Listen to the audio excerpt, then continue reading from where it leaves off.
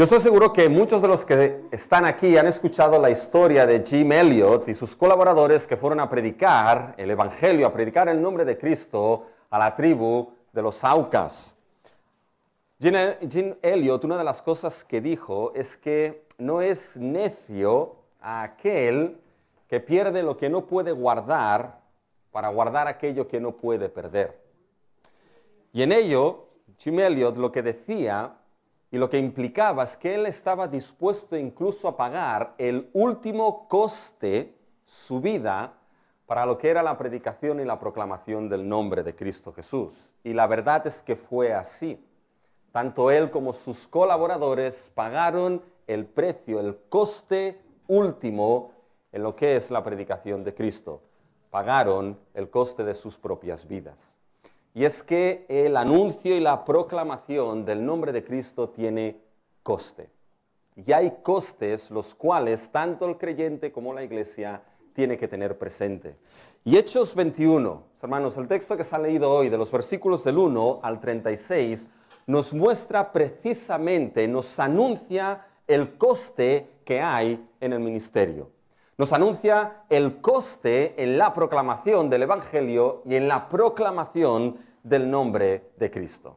Así que tengan abiertas sus Biblias en Hechos 21, los versículos del 1 al 16, y es un texto que es fácil de entender lo que sucede en él, pero nos presenta esta verdad del coste en la proclamación del nombre de Cristo, que es una verdad difícil muchas veces de aceptar y de asimilar.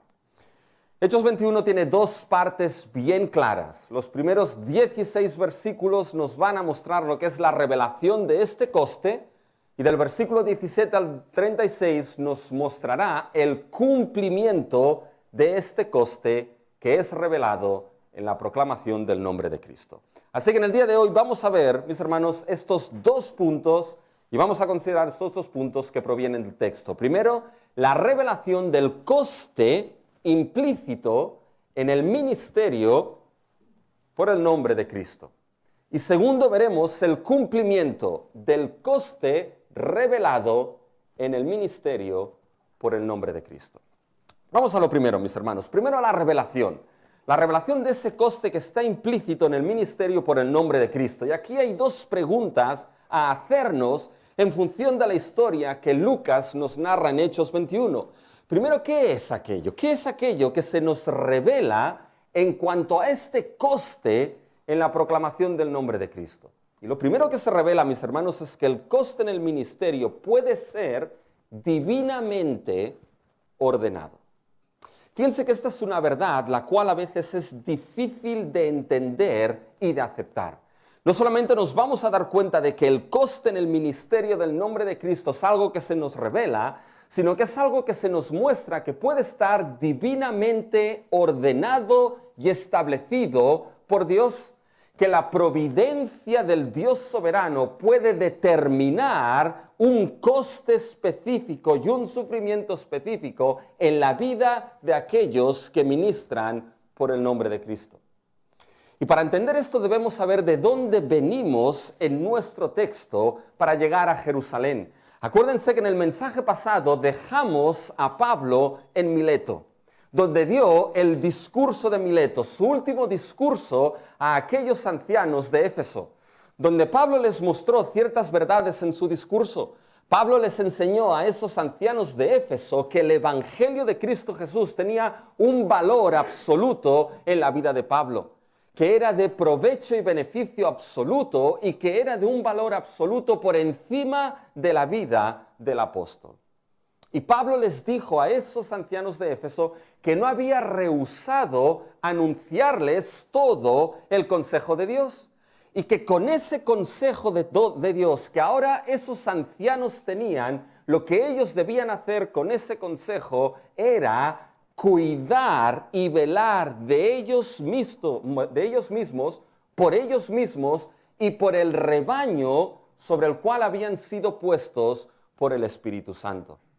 Y la razón de ello es porque Pablo sabía que después de su partida vendrían lobos rapaces que querían dañar a lo que era el rebaño y aquellos ancianos estaban puestos para vigilar, pastorear y cuidar al rebaño de Cristo Jesús.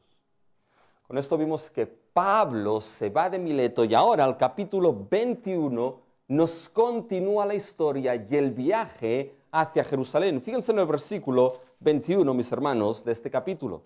Después de separarnos de ellos, zarpamos y fuimos con rumbo directo a Cos. ¿Se dan cuenta, mis hermanos? Después de Mileto, lo que hace Pablo, mis hermanos, es que empieza su viaje rumbo hacia Jerusalén.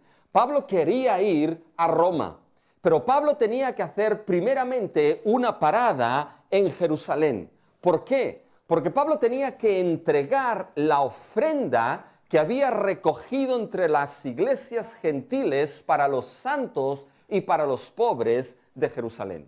Y antes de ir a Roma, Pablo tenía que pasar por Jerusalén y quería llegar ahí, se nos dice en Hechos 20:16, para el día de Pentecostés. Y ahora de Mileto, nuestro texto, Lucas lo que hace es darnos lo que se llama un cuaderno o un diario de bitácora. Y lo que son los cuadernos o los diarios de bitácora son esos diarios, mis hermanos, que utilizan los navegantes. Y en esos cuadernos de bitácora lo que hacen los navegantes es escribir diferentes acontecimientos, diferentes eventos, diferentes lugares de la ruta que siguen a través del mar. Y eso es lo que nos encontramos aquí, un cuaderno de bitácora. Si se dan cuenta, se mencionan diversos lugares geográficos y hay una gran cantidad de términos náuticos, de términos que tienen que ver con la navegación. Fíjense, por ejemplo, en el versículo 1, los lugares geográficos y los términos náuticos. Después de separarnos de ellos, zarpamos y fuimos con rumbo directo a Cos y al día siguiente a Rodas y de allí a Patar. ¿Se dan cuenta los lugares geográficos? Fíjense ahora en los versículos 2 y 3, mis hermanos. Y hallando un barco que pasaba a Fenicia, nos embarcamos y zarpamos. Al avistar Chipre, fíjense todos los términos, un barco, nos embarcamos, zarpamos, al avistar Chipre. ¿Ven ese verbo? Al avistar es bien característico porque es un verbo náutico que utilizaban mis hermanos los marineros en aquel tiempo. Y es un verbo que podría traducirse de la siguiente manera, algo un tanto extraño. Se levantó del océano Chipre dejándola a babor. Es decir, es la idea, aquel que está navegando, mis hermanos, y de repente en el horizonte ve que se levanta del horizonte la isla de Chipre y la dejaron, mis hermanos, a la izquierda. Es un término que utilizaban en aquel tiempo y era un término náutico. Fíjense, seguimos leyendo.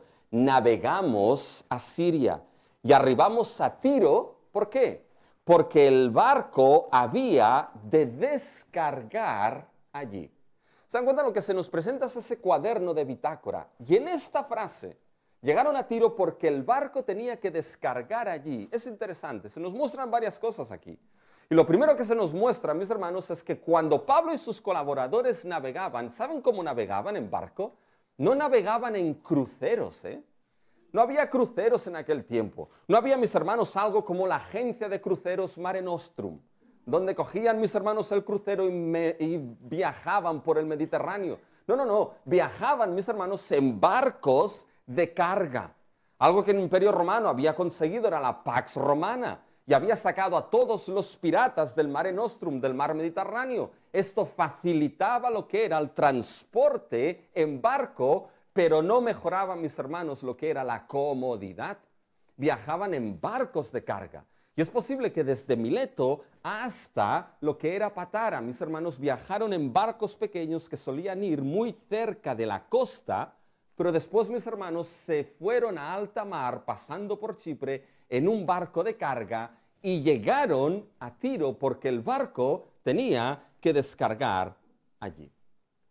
Y fíjense, mis hermanos, que después de esto se nos sigue definiendo la ruta hasta Jerusalén. Pasaron por Ptolemaida, a Cesarea y de ahí a Jerusalén. Bien, fíjense que en este cuaderno de bitácora, en estas rutas que nos describe Pablo, prácticamente no hay acontecimientos descritos. prácticamente no se nos describe lo que sucede. Solamente Lucas se centra en describir dos acontecimientos específicos, los cuales tienen un aspecto en común a ambos acontecimientos. Y ese acontecimiento que sucede tanto en Tiro como en Cesarea, mis hermanos, es el acontecimiento donde se revela el coste que Pablo va a tener que sufrir por la proclamación del nombre de Cristo. Es en lo único que se centra Lucas. Esto es algo que Pablo ya había advertido, o más bien el Espíritu Santo ya se lo había revelado. Y fíjense aquí el carácter de revelación del coste por el ministerio del nombre de Cristo. Estando en Mileto, cuando Pablo da el mensaje a esos ancianos de Éfeso, fíjense, mis hermanos, lo que aparece en los versículos 22 y 23 de Hechos 20. Ahora he aquí, ligado yo en espíritu, voy a Jerusalén y sin saber lo que allá me ha de acontecer, salvo que el Espíritu Santo por todas las ciudades me da testimonio diciendo que me esperan prisiones y tribulaciones. En Hechos 20, esto es lo que le dice a los ancianos de Éfeso. ¿Qué es lo que el Espíritu Santo reveló a Pablo? Su revelación, que tendría tribulaciones y que tendría prisiones. Fíjense ahora cómo esta idea de revelación del coste por el ministerio vuelve a aparecer, mis hermanos, en lo que es en Tiro. Fíjense, vayan al versículo 4. Y hallados los discípulos, nos quedamos allí 7 días y ellos decían a Pablo por el Espíritu que no subiese a Jerusalén. Aquí no se nos da el contenido de la revelación del Espíritu. Pero podemos saber, mis hermanos, por el resto del contexto, que lo que el Espíritu reveló, mis hermanos, es que Pablo en Jerusalén tendría ¿qué? Tribulaciones, prisiones, coste, sufrimiento. Y en base a esa revelación, ¿qué es lo que los discípulos en Tiro le dicen? No vayas a Jerusalén. Y fíjense, mis hermanos, cómo nuevamente eso vuelve a aparecer más adelante cuando llegamos a Cesarea. El coste por el ministerio vuelve a ser revelado. Fíjense los versículos del 8 al 9. Al otro día, saliendo Pablo y los que con él estábamos, fuimos a Cesarea y entrando en casa de Felipe el evangelista, que era uno de los 7, posamos en él. Este tenía 4 hijas, doncellas que profetizaban. Paren aquí. Fíjense el gran contexto de revelación que tenemos aquí, mis hermanos, en Cesarea.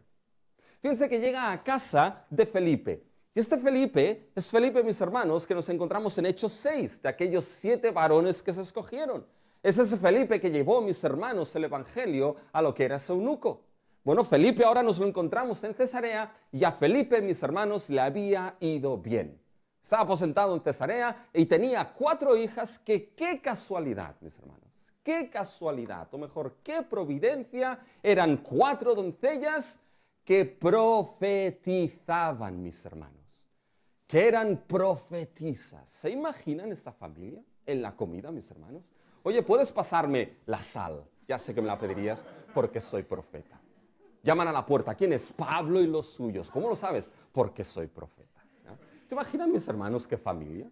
Pero bromas aparte, fíjense que el contexto que vemos, mis hermanos, es el contexto de profecía. Y esto inmediatamente nos liga a lo que es la revelación de Dios. Los profetas en el Antiguo Testamento eran aquellos que de manera principal lo que hacían eran proclamar y hablar el mensaje revelado por Dios. Así ha dicho Jehová. Y cuando llegamos al Nuevo Testamento, mis hermanos, la profecía es la proclamación del mensaje divino y el Nuevo Testamento se asocia como el don del Espíritu Santo, la proclamación de ese mensaje. Fíjense como todo el contexto es de revelación. ¿Y qué es lo que revela el Espíritu? Bueno, fíjense que en esa casa, con 4 hijas profetisas, llega ahora ¿quién? Un profeta, mis hermanos. Y ese profeta que llega es Agabo, que ya nos lo encontramos en Hechos 11 cuando anunció y profetizó lo que era la hambruna en el tiempo del emperador Claudio. Por lo tanto, 4 doncellas profetizas, eso era una convención profética, mis hermanos, en esa casa. ¿Y qué es lo que Agabo dice? Fíjense lo que anuncia Agabo en el versículo 11. Quien viniendo a vernos, tomó el cinto de Pablo. Ahora actúa como un profeta del Antiguo Testamento. Su mensaje vendrá en palabras y en actos simbólicos. Los actos simbólicos aquí son el PowerPoint del mensaje de Agabo. ¿Ya? Fíjense lo que dice. Quien viniendo a vernos tomó el cinto de Pablo, versículo 11, y atándose los pies y las manos dijo, esto dice el Espíritu Santo. Así atarán los judíos en Jerusalén al varón de quien es este cinto y lo entregarán en manos de los gentiles. ¿Qué está revelando el Espíritu, mis hermanos? Está revelando, mis hermanos, de que va a haber coste en la vida de Pablo por la proclamación de Cristo en Jerusalén. Pero está revelando algo que no se nos puede pasar por alto. Está revelando, mis hermanos, de que ese coste en la vida del apóstol Pablo no es una casualidad. Ese coste, mis hermanos, fue divinamente ordenado por Dios. Ese coste es lo que ahora la providencia de Dios había determinado para la vida del apóstol en Jerusalén. Y eso es difícil de entender. Pero es lo que Dios había ordenado. Es lo que el Dios soberano había, mis hermanos, decretado. Y fíjense que esto lo sabemos porque cuando cogemos la vida y el ministerio de Pablo, su vida y su ministerio de manera continua, de principio a fin, fue un ministerio guiado de principio a fin por el Espíritu Santo. En Hechos 13, cuando estaban en Antioquía, ¿quién fue que determinó, sepárenme a Pablo y a Bernabé? No fue la iglesia, fue el Espíritu Santo. En Hechos, mis hermanos, 16, el Espíritu Santo prohibió a Pablo y a los suyos ir a predicar a ciertas áreas donde Pablo y los suyos querían ir. Y el Espíritu les dijo, no, ahora no toca esta región. Tenéis que iros al norte, a Troas y a Macedonia. Y no se lo permitió el Espíritu. Pero aquí, mis hermanos, el Espíritu en ningún momento frena a Pablo. Sino que más bien lo que revela es que va a tener prisiones, tribulaciones y un coste, mis hermanos, a pagar. Y eso no era nuevo para Pablo, porque Cristo decretó esto. ¿Se acuerdan cuando Pablo, mis hermanos, camino a Damasco, Cristo se apareció a Ananías? Y fíjense lo que le dice a Ananías en Hechos 9, del 15 al 16. El Señor le dijo, ve, porque instrumento escogido me es este para llevar mi nombre en presencia de los gentiles y de reyes y de los hijos de Israel, porque yo le mostraré cuánto le es necesario padecer por mi nombre. ¿Qué determinó, mis hermanos, Cristo aquí? Yo le voy a hacer saber cuánto le es necesario padecer, sufrir, pagar el coste por mi nombre. ¿Y a qué estaba dispuesto el apóstol Pablo? Fíjense el versículo 13, de Hechos 21.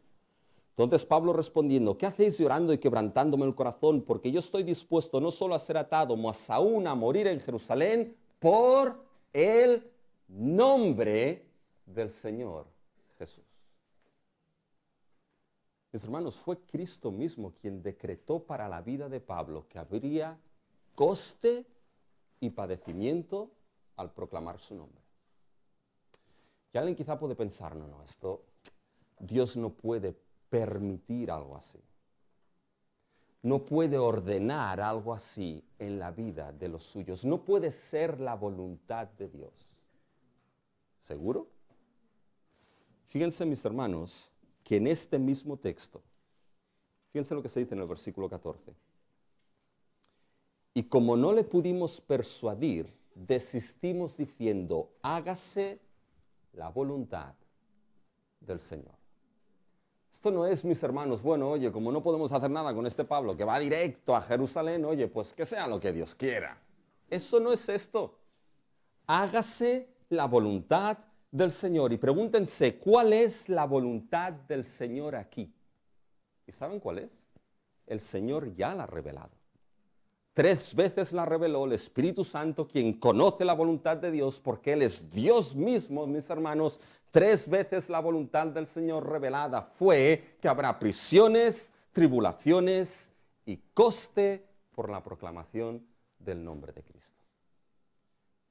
Y si se ponen a pensar, mis hermanos, en el Evangelio, fue Dios mismo quien decretó un alto coste en la proclamación y en la vida de nuestro Señor Jesucristo.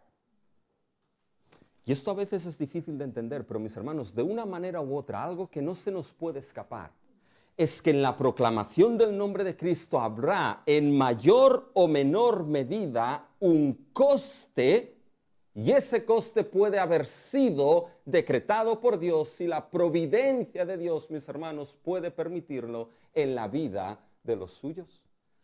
Algunos entran en la proclamación del nombre de Cristo por fama, otros por enriquecerse, mis hermanos, pero nada de esto es lo que es la proclamación del nombre de Cristo.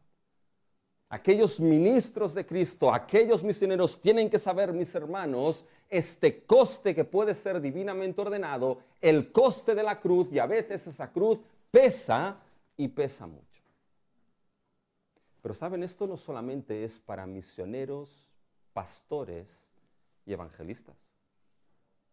Fíjense cuando el apóstol Pablo escribe a Timoteo, 2 Timoteo capítulo 3, versículos del 10 al 12, le dice: pues tú has seguido mi doctrina, conducta, propósito, fe, longanimidad, amor, paciencia, persecuciones, padecimientos como los que me sobrevinieron en Antioquía, en Iconio y en Listra. Pablo le está diciendo a Timoteo, tú sabes de mis persecuciones, de mis tribulaciones, de mi coste en Antioquía, en Iconio, en Listra. Acuérdate de aquellos judíos que casi me dan por muerto cuando me apedrearon, de aquellas cadenas que me pusieron.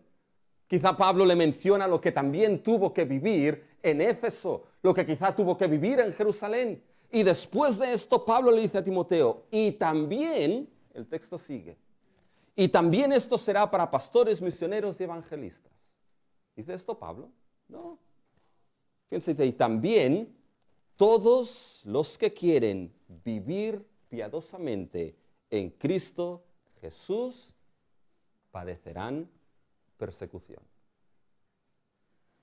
Todos los que quieren vivir piadosamente en Cristo, todos los que siguen a Cristo de una manera u otra, entrarán en ese coste demandado a veces y ordenado a veces en la proclamación del nombre de Cristo.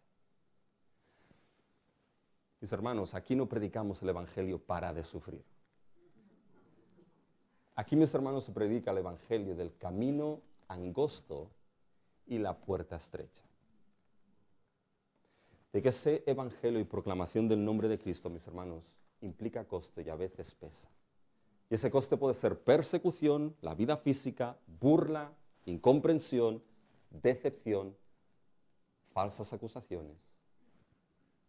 Ese es el coste a veces a pagar.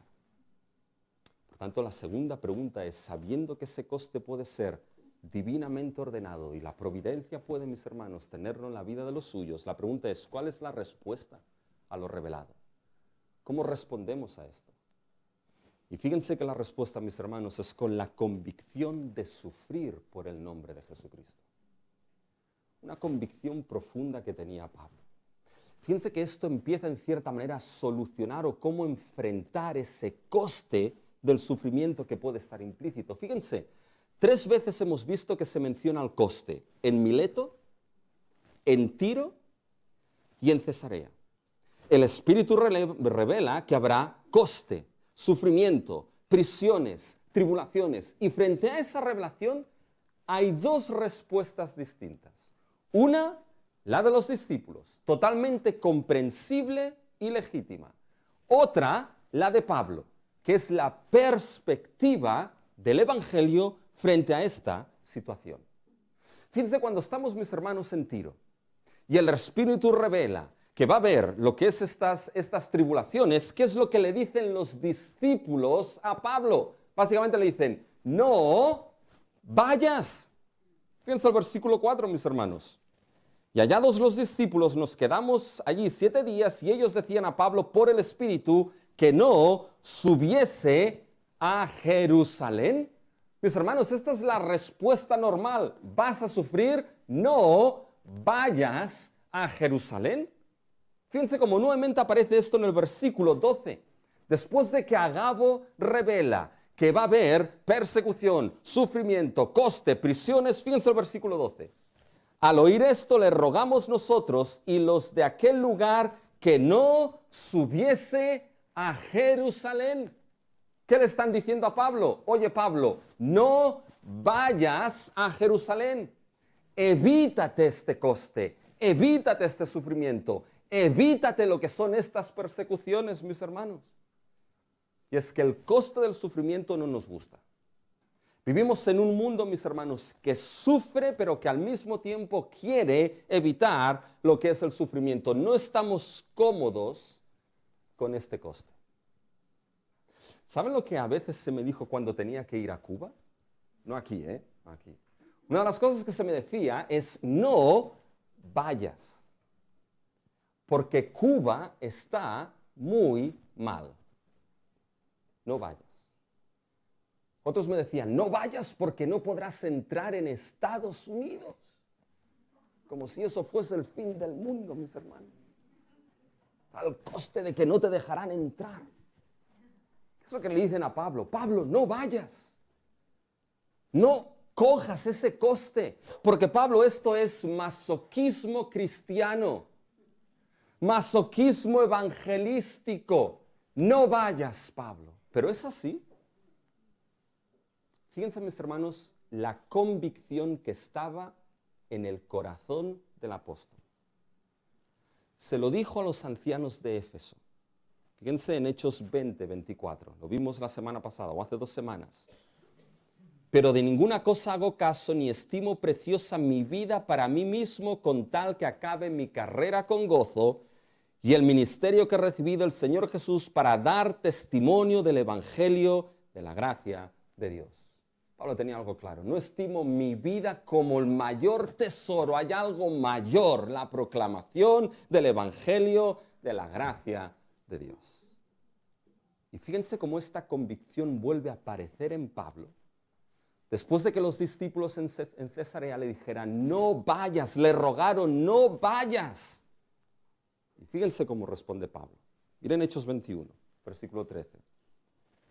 Entonces Pablo respondió, ¿qué hacéis llorando y quebrantándome el corazón? ¿Qué hacéis llorando y rompiéndome el corazón por lo que se os acaba de revelar por el Espíritu de que habrá coste y sufrimiento? ¿Por qué me rompéis el corazón? Y mis hermanos, aquí el romper el corazón de Pablo no era que Pablo estuviese triste y compungido viendo el gran amor que tenían por ello. Sí, posiblemente eso estaba, pero este no era el tema.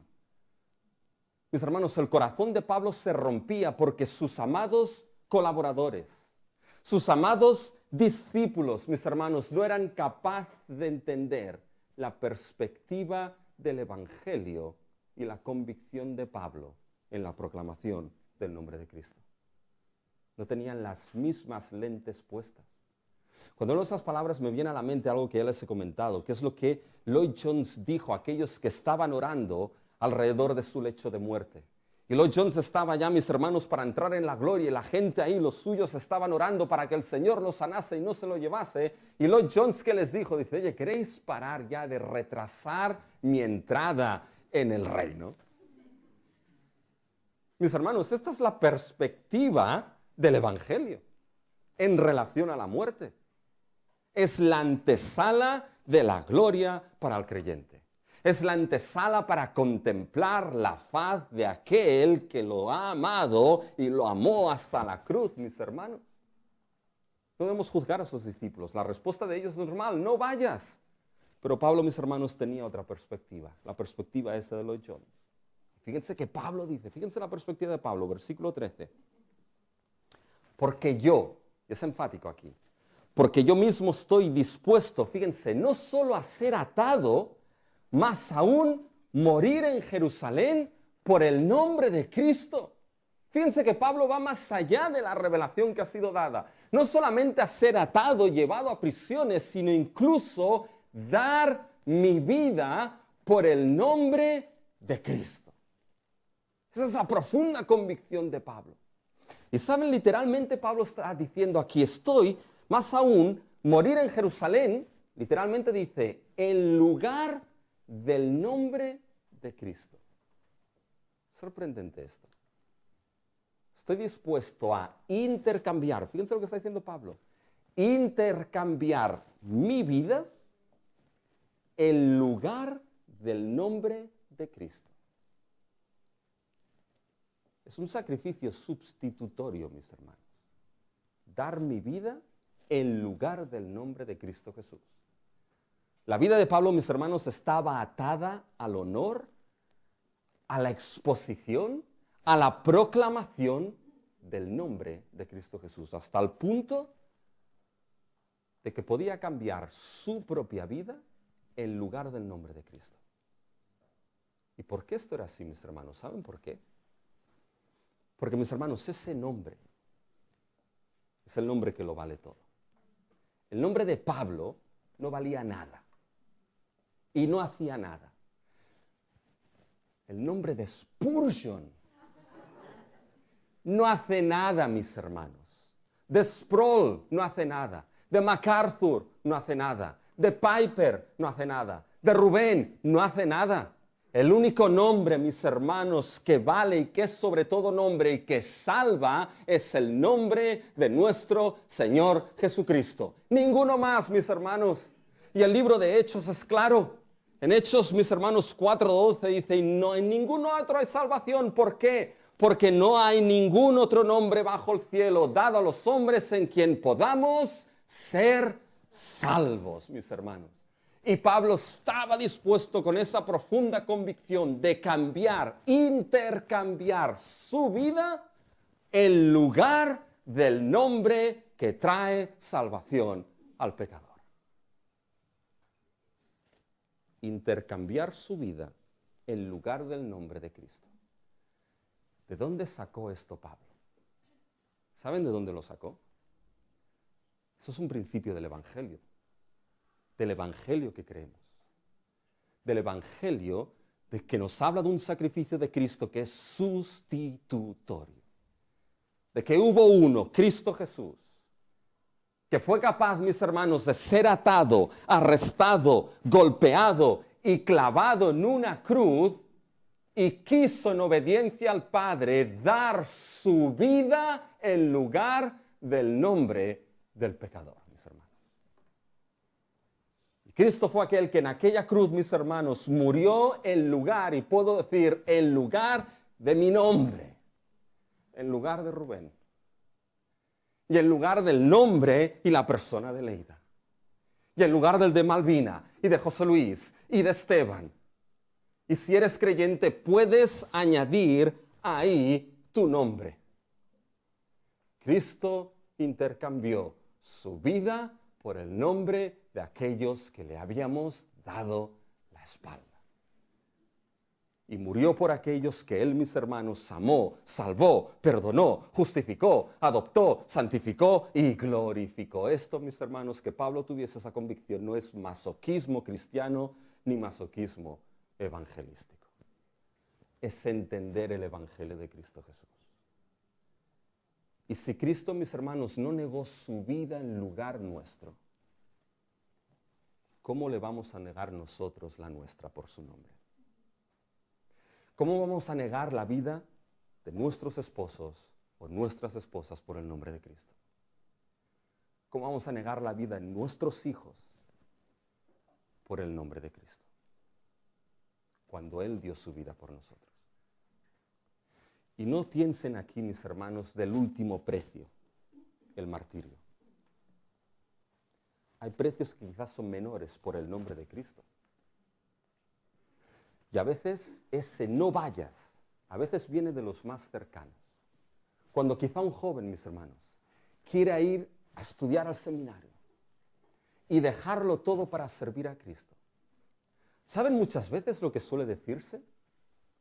No vayas. ¿Qué vas a estudiar al seminario? ¿Qué quieres hacerte misionero? Oye, pero de esto nadie come. De esto nadie come. No vayas. Mis hermanos, pero ¿cómo negar nuestra vida por el nombre de Cristo si Él no la negó? ¿Saben? Cuando esta convicción arraiga en el corazón, mis hermanos, es imposible cambiarla. Es cuando esos discípulos entendieron, no podemos cambiar a este hombre. Sea hecha la voluntad del Señor. Y mis hermanos, algo bien importante es que cuando entendemos el valor del nombre de Cristo, cuando entendemos que en Él solamente hay salvación para el pecador, mis hermanos, cuando entendemos ese gran valor del nombre de Cristo, entonces es cuando estamos en condiciones de aceptar el coste que sea en nuestra vida por ese nombre sublime. La cuestión es que entendemos el gran valor que tiene el nombre de Cristo. Entendemos lo que significa, mis hermanos, y el coste que puede llevar el nombre de Jesucristo.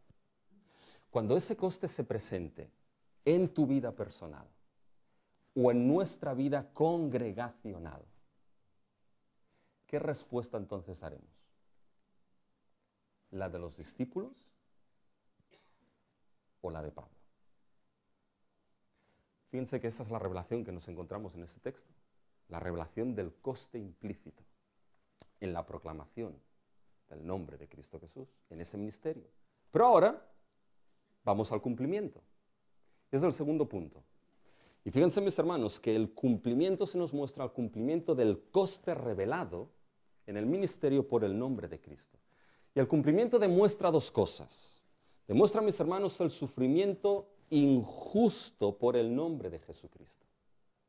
Fíjense que esta parte de cumplimiento es importante, ya verán por qué. Pero lo que se nos demuestra es que el sufrimiento, ese coste del sufrimiento a veces por el nombre de Cristo, aunque esté divinamente ordenado, mis hermanos, puede ser injusto. Y hay un principio que nos encontramos aquí. Vamos a encontrarnos un justo, Pablo, que sufre de manera injusta. Es importante. Un justo que sufre de manera injusta. Fíjense, después de este anuncio, mis hermanos, llegan a Jerusalén, a casa de un tal Nansón, mis hermanos, que venía de Chipre. Están en su casa, llegan después a Jerusalén, y ahí, mis hermanos, lo que hace Pablo entonces es contarle a los que están allí, a los discípulos, a Jacobo, a los ancianos, lo que Dios ha hecho a través de su ministerio entre los gentiles. Fíjense los versículos 18 y 19. Y al día siguiente Pablo entró con nosotros a ver a Jacobo, y se hallaban reunidos todos los ancianos, a los cuales después de haberles saludado les contó una por una las cosas que Dios había hecho entre los gentiles por su ministerio. ¿Se dan cuenta, mis hermanos? Lo que hace Pablo una vez estando en Jerusalén, les empieza a contar una por una las cosas que Dios hizo entre los gentiles, su ministerio y el ministerio de sus colaboradores. Quizá les contó lo que hizo en Antioquía, Iconio, Lerbe, en Troas, en Filipos, en Tesalónica, en Berea, en Corinto, en Atenas. Mis hermanos, en todos estos lugares les contó lo que Dios había hecho. ¿Y cómo respondieron los que estaban escuchando ahí? Respondieron, mis hermanos, glorificando a Dios. Fíjense el versículo 20. Cuando ellos lo oyeron, glorificaron a Dios. Y le dijeron, ya ves, hermanos, cuántos millares de judíos hay que han creído. Y todos son celosos de la ley. Glorificaron a Dios por la obra de Cristo, mis hermanos, en medio de los gentiles. Pero, ahora le dicen a Pablo, pero Pablo, hay un problema. ¿Sabes cuál es el problema, Pablo? Que aquí en Jerusalén el Twitter va loco. Bueno, el X. Y han salido bulos, fake news y rumores acerca de tu ministerio y tu persona. 2 veces se menciona esto, mis hermanos, en este texto. 2 veces se mencionan los bulos, los falsos rumores y las murmuraciones falsas hacia Pablo y su ministerio. Y saben, a veces cuando pensamos en el coste por la proclamación del nombre de Cristo, a veces solemos irnos al extremo, la muerte. Sí, a veces suele ser ese precio. Pero saben, a veces las falsas acusaciones, las murmuraciones, los bulos y las fake news en relación a la persona y el ministerio de alguien es coste también a pagar en esa proclamación del nombre de Cristo. Y fíjense que aparece dos veces. Fíjense, mis hermanos, lo primero. Fíjense en el versículo 21. Les van a decir, esos que han creído, esos judíos que han creído, que son celosos de la ley, guardaban la ley, ¿ya? Versículo 21, pero se les ha informado en cuanto a ti. Esos judíos que habían creído y eran celosos de la ley, debemos entender de que había tres grupos de judíos en aquel tiempo. Uno, aquellos que habían creído en Jesús como el Mesías y habían dejado su judaísmo. Dos, aquellos que habían creído en Jesús como el Mesías, pero seguían manteniendo lo que era su judaísmo como identidad judía. Pero esto no añadía nada a su fe ni a su salvación en Cristo. Y mantenían la circuncisión, las leyes de comida, etcétera, etcétera, pero no añadía nada a su fe y a su salvación. El tercer grupo, mis hermanos, era el grupo de los judaizantes, lo que nos encontramos en Gálatas. Fe más las obras de la ley. Ese era el grupo malo. Pero fíjense que a esos judíos, mis hermanos, que habían creído y que eran celosos de la ley, mantenían su ley, se les había informado de algo, que Pablo hacía algo. Fíjense, versículo 21. Porque se les ha informado en cuanto a ti que enseñas a todos los judíos que están entre los gentiles a apostatar de Moisés. Es decir, a dejar a Moisés, a dejar lo que es al gran cabeza que entregó la ley al pueblo de Dios. A negarlo, a rechazarlo, a dejarlo. ¿De qué manera? Fíjense, diciéndoles que no circunciden a sus hijos ni observen las costumbres. ¿Hacía esto Pablo? Ni mucho menos, mis hermanos.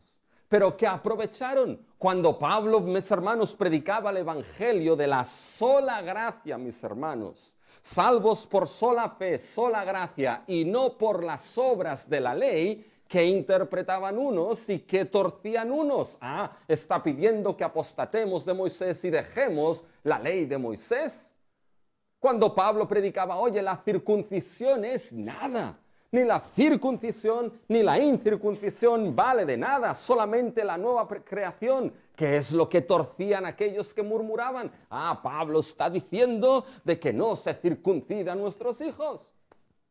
Oye, no os preocupéis por los días de reposo. Quien quiera guardarlos, que los guarde. Quien no, que no los guarde. ¿Qué es lo que decían aquellos? Mis hermanos, está impidiendo que se sigan todo lo que son las costumbres judías, mis hermanos. Pablo no hacía nada de esto. Pablo tenía, mis hermanos, una verdad clara. Pablo tenía un principio claro, una verdad cristalina que no variaba ni modificaba, de que el evangelio es el evangelio de sola gracia, sola fe, solamente en Cristo. Y en base a esa verdad clara del evangelio, Pablo tenía muy claro qué asuntos eran secundarios y no tenía por qué pelearse por ellos, mis hermanos. Ok, ¿queréis circuncidaros? Circuncidaros. ¿No queréis circuncidaros? No os circuncidéis. Mientras tanto, esto no afecta a la sola gracia y sola fe solamente en Cristo. ¿Queréis comer verduritas? Comer verduritas. ¿No las queréis comer? Pues no las comáis. ¿Queréis beber solamente mosto en la Santa Cena? Ok, beber solamente mosto en la Santa Cena. ¿Queréis coger el vino? Coger el vino. Mis hermanos, que Pablo tuviese claro que el evangelio es de sola gracia y sola fe en Cristo. ¿Saben lo que le guardaba? Le guardaba, mis hermanos, de caer en el extremo del libertinaje y en el extremo del legalismo, mis hermanos.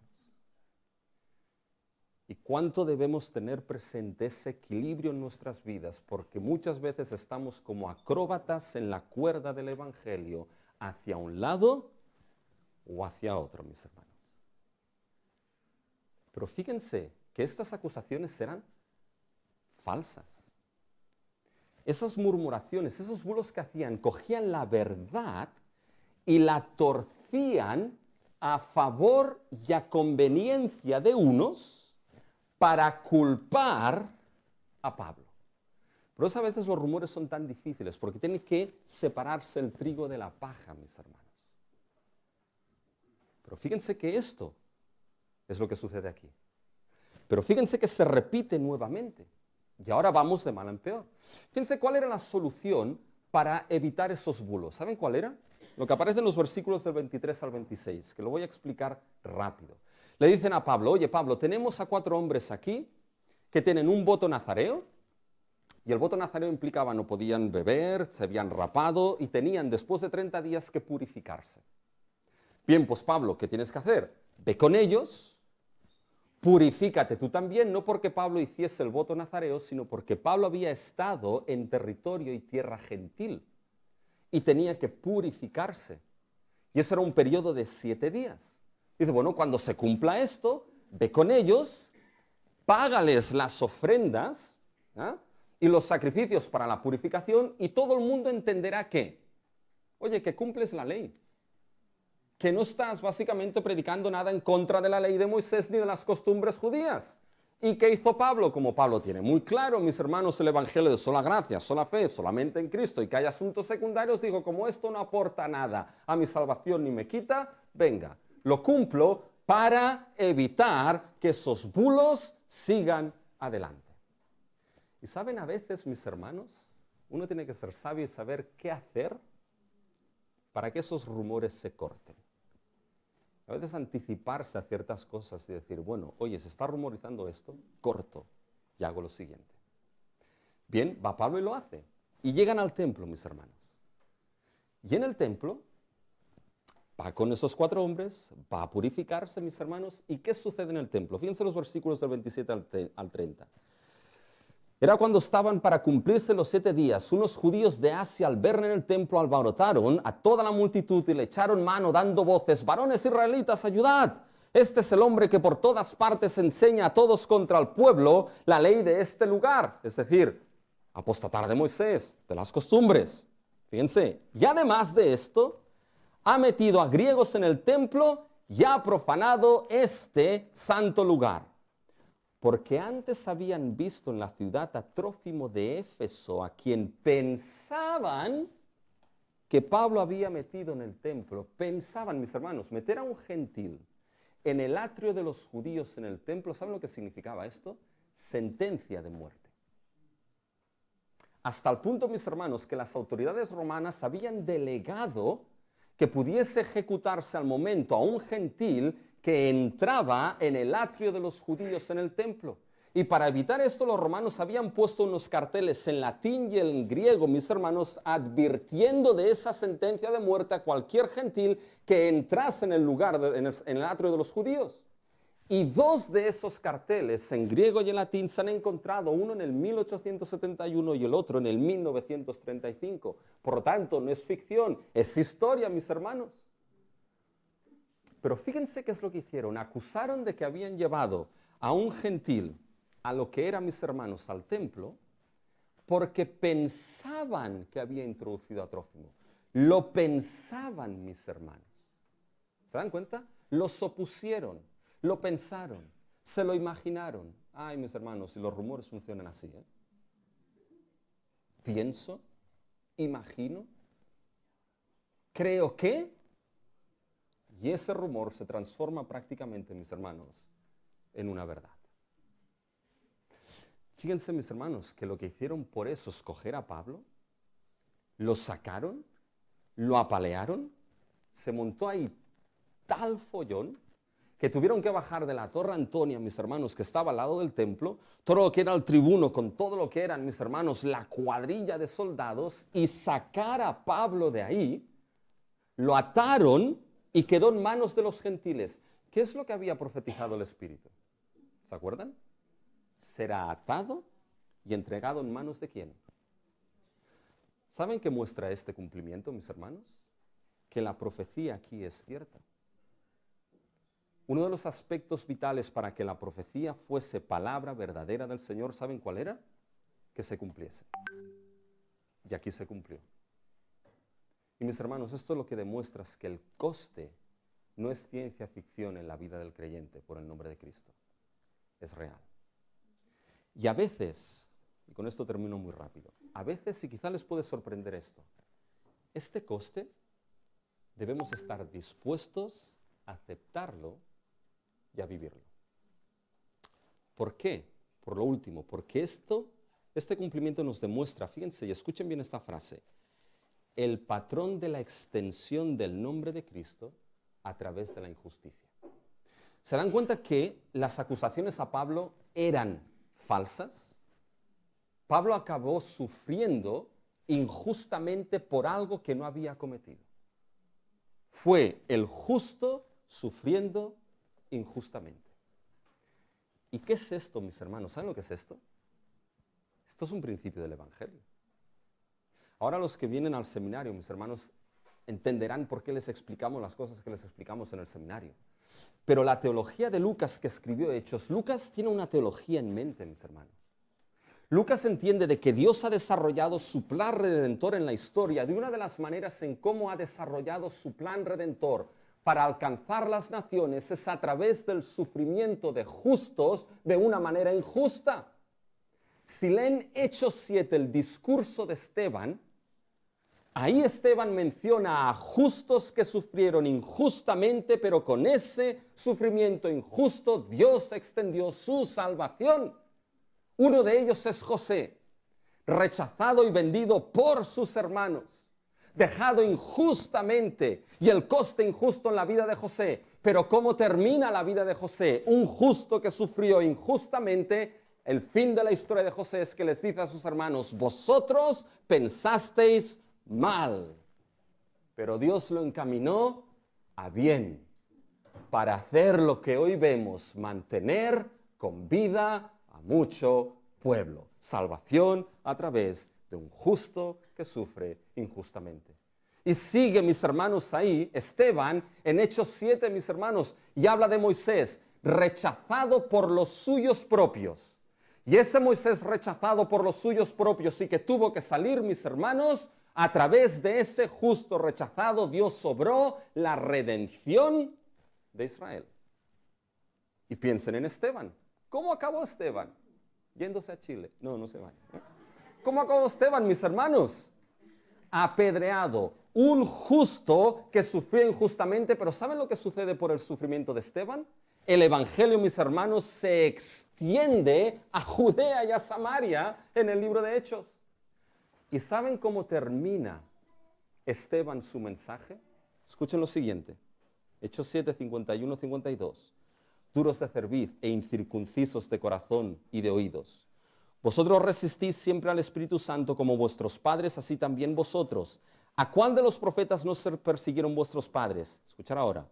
Y mataron a los que anunciaron de antemano la venida del justo, de quien vosotros ahora habéis sido entregadores y matadores. ¿Quién es ese justo? Ese es Jesucristo. Y piensa en el Evangelio. Jesucristo, el justo entregado en lugar de los injustos.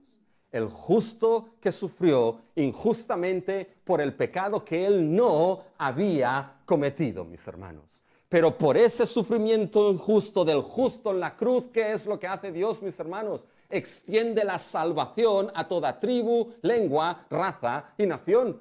Es el Evangelio, mis hermanos, del justo Jesucristo que llama a que te arrepientas de tus pecados, a que entiendas que por ese justo que sufrió injustamente, lo hizo para perdonarte y llevarte a Dios para salvación y vida eterna. Escucharás lo que el Evangelio te está diciendo. Y fíjense que Pablo sigue el mismo patrón. Lucas lo construye a imagen del sufrimiento injusto de Cristo. El Espíritu siempre guió el ministerio de Cristo. El Espíritu siempre guía el ministerio de Pablo. Lucas nos dice que Cristo afirmó su cara hacia Jerusalén, aun y cuando sabía que moriría.